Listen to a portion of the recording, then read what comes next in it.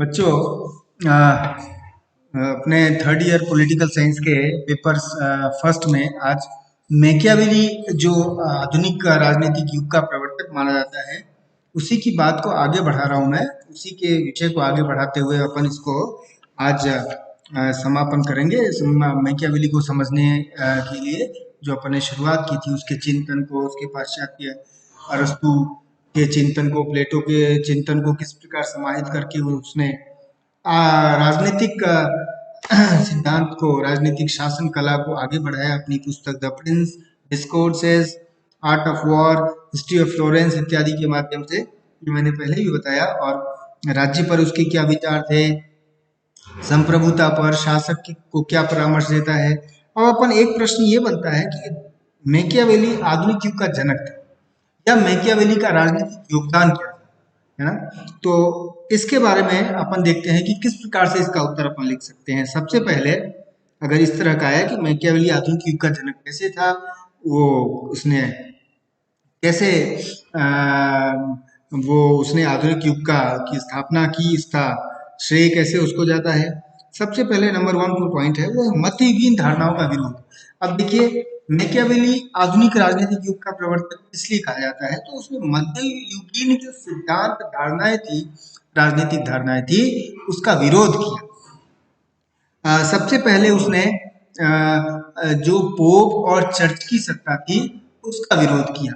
उसका विरोध इसलिए किया क्योंकि धार्मिक और चर्च की सत्ता को वो राज्य और राजनीति से पृथक करना चाहता था। इसलिए वो सबसे पहले वो पोप की संस्था पर प्रहार कर रहा था, है ना।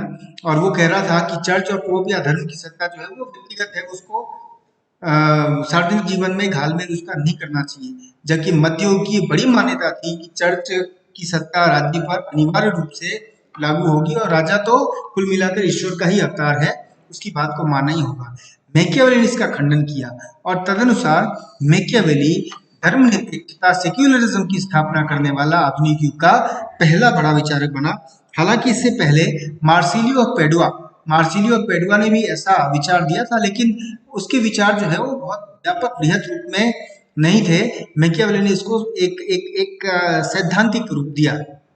यद्यपि मैंने कहा था मैकियावेली न तो राजनीतिक सिद्धांतकार माना जा सकता है, न ही राजनीतिक दार्शनिक, क्योंकि उसकी अधिकांश बातें व्यवहारिक राजनीतिक शासन कला से संबंधित है, राजनीतिक दर्शन से नहीं। तो उसने सामंतवाद का विरोध किया, सामंती व्यवस्था का विरोध किया, चर्च की सत्ता का विरोध किया, और जो पारलौकिक और इहलौकिक व्यवस्था, सांसारिक व्यवस्था, जिसके अंदर पारलौकिक सुख के लिए तो उस जमाने में चर्च और पादरियों के द्वारा सर्टिफिकेट, प्रमाण पत्र भी बांटे जाने लग गए थे, इन सब का विरोध मैकियावेली ने किया। और ध्यान रहिए, मैकियावेली उसी इटली का था जिस इटली में पुनर्जागरण की शुरुआत हुई और जिस इटली में चर्च की सत्ता, सर्वोच्च कैथोलिक चर्च की सर्वोच्च सत्ता वेटिकन में थी, उसका ही विरोध मैकियावेली ने किया। तो मध्ययुगीन धारणा का विरोध किया, इसलिए वो आधुनिक युग का जनक माना जाता है। नंबर 2, राष्ट्रीय राज्य का समर्थन या राष्ट्रीय राज्य की धारणा की शुरुआत। राष्ट्रीय राज्य यानी जिसको कि नेशन स्टेट कहते हैं, यानी राष्ट्रीयताओं के आधार पर, राष्ट्र का निर्माण। पहले क्या था, चाहे ऑटोमन साम्राज्य के समय पे, ग्रीक रोमन साम्राज्य के समय पे, बिजेंटाइन साम्राज्य के समय पे, मतलब रोमन साम्राज्य के समय पे, या उसके बाद भी ये एक विशाल साम्राज्य की परंपरा थी, जिसके अंदर छोटे छोटे सभी जो है ना, कई तरह के अलग अलग समुदाय रहते थे।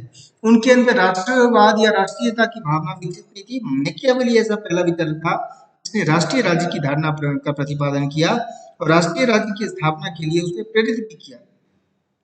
और वही व्यक्ति था जिसने राष्ट्रीय राज्य, हम जानते हैं राष्ट्रवाद के आधार पर आधारित है, यानी कि एक भौगोलिक इकाई जिसके अंदर रहने वाले लोग अपने बहुत सारे कारणों से एकजुट महसूस करें, उस रहने वाले भूमि के प्रति बहुत ज्यादा समर्पित हों, लगाव करें, और उनका एक सुरक्षा की भावना सामूहिक हो।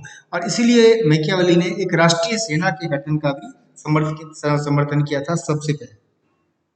तीसरा, मैकियावेली ऐतिहासिक और एम्पिरिकल यानी अनुभव मूलक पद्धति का समर्थक था। देखिए, अनुभव मूलक आधुनिक राजनीति विज्ञान में सबसे प्रमुख चीज है, सबसे प्रमुख सिद्धांत है, जिसको एम्पिरिकल भी कहते हैं, यानी डेटा बेस्ड आंकड़ों पर आधारित निष्कर्ष निकालना। और इसका प्रयोग मैकियावेली ने अपनी अध्ययन पद्धति में सबसे पहले कर लिया था। उसने ऐतिहासिक पद्धति अपनाया, ऐतिहासिक तथ्यों के आधार पर, और अनुभव मूलक पद्धति यानी कि विश्लेषणात्मक, पर्यवेक्षणात्मक, आंकड़ों पर आधारित पद्धति को अपनाया। हम बाद के वर्षों में देखते हैं कि प्रत्यक्ष सामाजिक विज्ञान में प्रत्यक्षवाद, पॉजिटिविज्म, और उसके बाद फिर राजनीति विज्ञान में बिहेवियरलिज्म, व्यवहारवाद ने इन आंकड़ों के आधार पर अनुभव मूलक पद्धति को आगे बढ़ाया। तो मैकियावेली जो है ना, he was the harbinger of such studies in social sciences. वो अपने क्षेत्र में ये बहुत ही एक प्रकार से फोररनर था, बहुत ही दूरदृष्टा था, और उसने ऐतिहासिक और अनुभव मूलक पद्धति का ये किया। एक और कारण, चौथा, जिसके कारण उसको मानते हैं कि वो आधुनिक युग का प्रवर्तक था, कि उसने राजनीति को धर्म और नैतिकता से मुक्त किया। मैंने पहला पॉइंट बताया कि वो मध्ययुगीन धारणा का विरोध करता था, उससे जुड़ा हुआ ये तत्व है कि उसने, मैकियावेली ने राजनीति को धर्म और नैतिकता के जंजीरों से मुक्त किया, और ये कहा कि शासक को धर्म और नैतिकता में नहीं बंधना चाहिए। शासक की अपनी नैतिकता होती है, वो शासकीय नैतिकता होती है, जिसमें वो बल का प्रयोग भी कर सकता है, छल प्रपंच का भी प्रयोग कर सकता है, वो अलग है। उसको धर्म और धार्मिक नैतिकता से जोड़ना गलत है। धर्म और जो धार्मिक नैतिक मान्यताएं हैं, वो शासक को कुंठित करती है, राज्य को कुंठित करती है, राजनीतिक शक्ति को एक प्रकार से क्षीण बनाती है, और ये शासक को कमजोर करने वाली बात है। इसलिए मैकियावेली वो प्रथम विचारक था, इसने स्पष्टता और निर्भीकता से ये कहा कि धर्म और नैतिकता अलग अलग चीज है, और ये व्यक्तिगत कार्य का क्षेत्र है।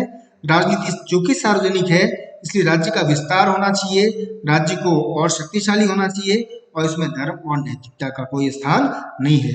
इसलिए हम देखते हैं कि वो मैकियावेली व्यक्तिगत नैतिकता और सार्वजनिक नैतिकता में भेद करता है ना। और ये इस धारणा का प्रतिपादन करता है कि मनुष्य के व्यक्तिगत जीवन में धर्म और नैतिकता का निरपेक्ष महत्व हो सकता है, किंतु राजनीतिक अर्थात सार्वजनिक क्षेत्र में धर्म और नैतिकता को राजनीतिक प्रयोजन की पूर्व पूर्ति का केवल साधन ही माना जा सकता है ना। उसको साधन के रूप में आप इस्तेमाल करें, कि एंड तो जो है ना, वो आपका राज्य का शक्तिशाली होना है। एक और प्रमुख बात है जिसकी वजह से मैकियावेली को आधुनिक युग का जनक कहता है, और ये कहा जाता है, और राजनीति विज्ञान में मैकियावेली के योगदान को याद रखा जाता है, वो है फिर वही अनुभव मूलक सिद्धांत के आधार पर जो पद्धति विकसित हुई, वो था राजनीतिक यथार्थवाद। मैकियावेली राजनीतिक यथार्थवाद का प्रबल समर्थक था, आदर्शवाद में विश्वास नहीं करता था। इसलिए वो कहता था कि आधुनिक युग में जो बात हैंस मॉर्गन थी, अंतरराष्ट्रीय राजनीति के क्षेत्र में कहा कि सभी राष्ट्रीय राजनीति की भांति अंतरराष्ट्रीय राजनीति भी शक्ति संघर्ष के अलावा कुछ नहीं है ना। शक्ति प्राप्ति के लिए जो है वो एक का साधन है ना। तो ठीक उसी बात को मैकियावेली ने कहा था, इसलिए उसने छल, प्रपंच, धूर्त, विश्वासघात जैसी प्रवृत्तियों को एक प्रकार से इंटीग्रल माना था, और इसलिए उसने शासक को शेर और लोमड़ी शासक के गुणों की चर्चा की थी। और वो राजनीतिक यथार्थवाद विश्वास करता था, जो यथार्थवाद शक्ति पर आधारित है, जो यथार्थवाद शक्ति के आधार पर राज्य और राजनीति की शक्ति को आगे बढ़ाता है। एक और बिंदु जो उसके मैकियावेली के योगदान को स्पष्ट करता है, वो है संप्रभुता की धारणा। यद्यपि संप्रभुता शब्द का प्रयोग सबसे पहले जीन बोधा ने किया था, लेकिन बोधा की बात तो खैर बहुत सारे विचारक है, ग्रोशियस, हॉब्स, ऑस्टिन आदि ने इसका अलग अलग तरीके इस्तेमाल किया। लेकिन इसी तरह बोधा, हॉब्स और ऑस्टिन की भांति ठीक वही एकलवादी या अविभाज्य संप्रभुता की बात मैकियावेली अप्रत्यक्ष रूप से कर रहा था। इन शब्दों का प्रयोग तो उसने नहीं किया था, लेकिन उसने ये कह दिया था कि जो राज्य के भीतर, राज्य की अपनी सीमा के भीतर संप्रभु शक्ति होगी, उस पर एक शासक के अलावा और किसी का अधिकार नहीं होगा, वो शासक किसी के अधीन नहीं रह सकता। इसलिए वो संप्रभुता का, उसमें भी संप्रभुता में भी वो एकलवादी संप्रभुता, अविभाज्य वैधानिक संप्रभुता का प्रबल समर्थक था उस समय। और एक और जिसमें वो कहता है कि मानव की प्रकृति की धारणा, मानव के स्वभाव का विश्लेषण, जैसा कि हॉब्स ने बाद में किया कि मानव मूल रूप से दुष्ट और संघर्षशील और स्वार्थी होता है, और इसी के आधार पर उसने समस्त अपनी शासन को, उनकी कला को आगे बढ़ाने का, प्रतिपादित करने का, शासन की कला के बारे में प्रस्तुत करने का काम किया। तो मनुष्य की जो प्रकृति है उसका विश्लेषण मैकियावेली ने स्पष्ट रूप से हॉब्स से पहले ही एक प्रकार से वो कर दिया था। और इसलिए मैकियावेली के इन्हीं योगदानों के कारण मैकियावेली को आधुनिक राजनीतिक युग का प्रवर्तक मानते हैं। और यदि प्रश्न आए कि मैकियावेली के राजनीतिक योगदान की चर्चा करें तो इन बिंदुओं की चर्चा हम करके अपना प्रश्न पूरा कर सकते हैं। ये सारे बिंदु लिखने के बाद उसके योगदान को स्पष्ट रूप से हम निष्कर्ष के रूप में लिख सकते हैं।